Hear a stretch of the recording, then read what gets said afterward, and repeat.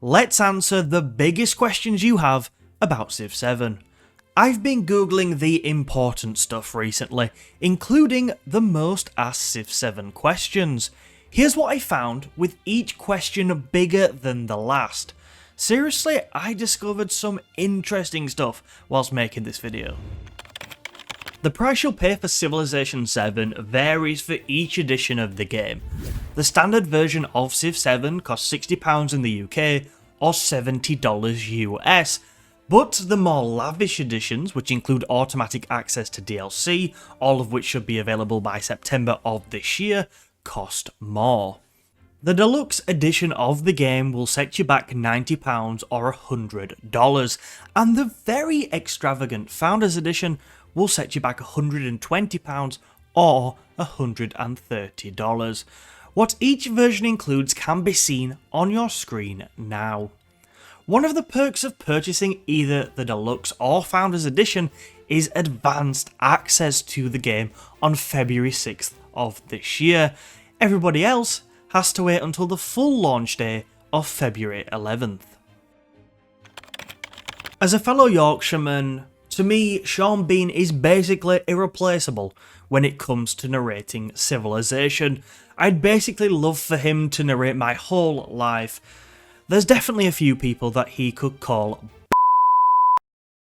I do think that the team behind Civ 7 have hit the jackpot with Gwendolyn Christie though. Known for her roles in popular shows such as Wednesday and Game of Thrones, her eloquent way of speaking and her ability to bring the spoken parts of the game to life make her the perfect choice for the role of narrator in Civ 7 and a fitting replacement for Sean Bean. These are the leaders that have been announced so far for Civilization 7. From Augustus to Catherine the Great to Isabella of Spain, there are some titans of history available to play, but there are also plenty of new and intriguing leaders too.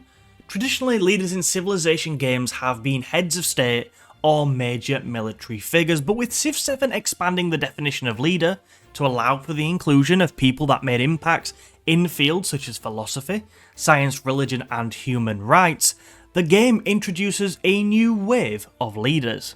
Amongst these are the Florentine writer, diplomat and philosopher Niccolo Machiavelli and the politician and scientist Benjamin Franklin, both of whom are playable in the game. To make space for these though, it has to be said that a few of the regulars who have featured in previous Civ games, ranging from famous presidents to well-known kings and queens, are missing. At the time of recording, one huge historical figure missing from the game is Julius Caesar. So to quote him after his troops cross the Rubicon, "The die is cast, we march on Rome," after everybody has subscribed to the channel. He definitely said that, I'm not making that up, his words not mine. In a huge break from the past, you now play as a different civilization in each of Civ 7's 3 ages. You can also mix and match leaders and civs, which is different from Civ 6 too.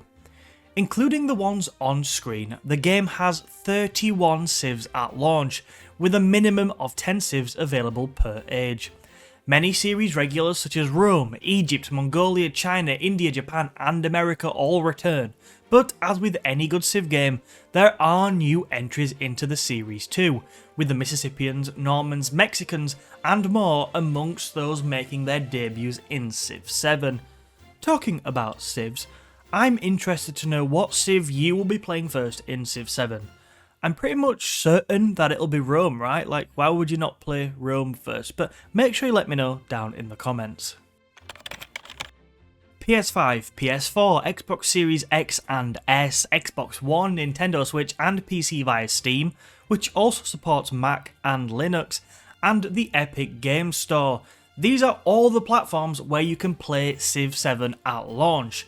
There's more to it though, some good and some bad. The Nintendo Switch version of the game is not expected to support map sizes of standard and above, which I think will be disappointing for players on Switch, but also probably not that big of a surprise. There's no news on Civ 7 featuring on the Switch 2 yet either. In better news, players that purchase any digital edition of the game on either PlayStation or Xbox consoles can play the game across generations of the same family, so the PS4 and PS5, or Xbox One and Xbox Series X or S. The Xbox physical version of Civ 7 also utilises a dual binary disc that can be played in either an Xbox One or Xbox Series X/S to play that respective version of the game. Some more good news is that Civ 7 also supports cross-play multiplayer games on all platforms. Players who play on several platforms can also link their 2K account to share game progression to any platform linked with the same account. So Civ 7 has a ton more cross-platform compatibility than Civ 6 ever did, which I think is a major positive, that if it works of course.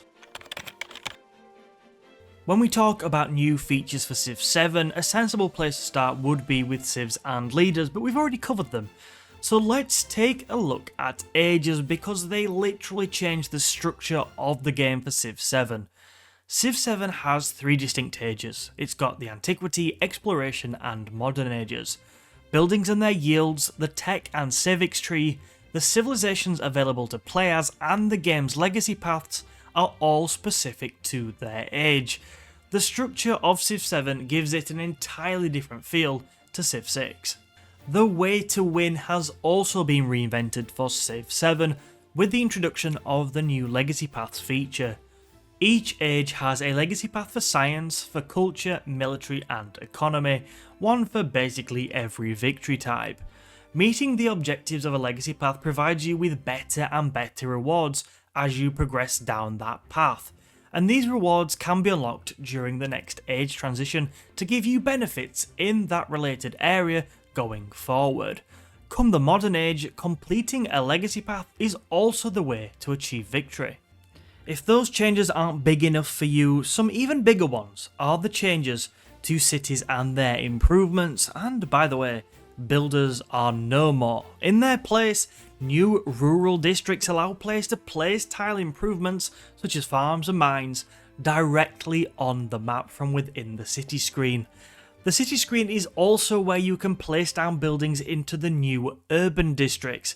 In Civ 6, buildings were placed in either the city centre or specialised districts, so in the words of the devs themselves, hopefully this change will do as intended and streamline the district mechanics from Civ 6.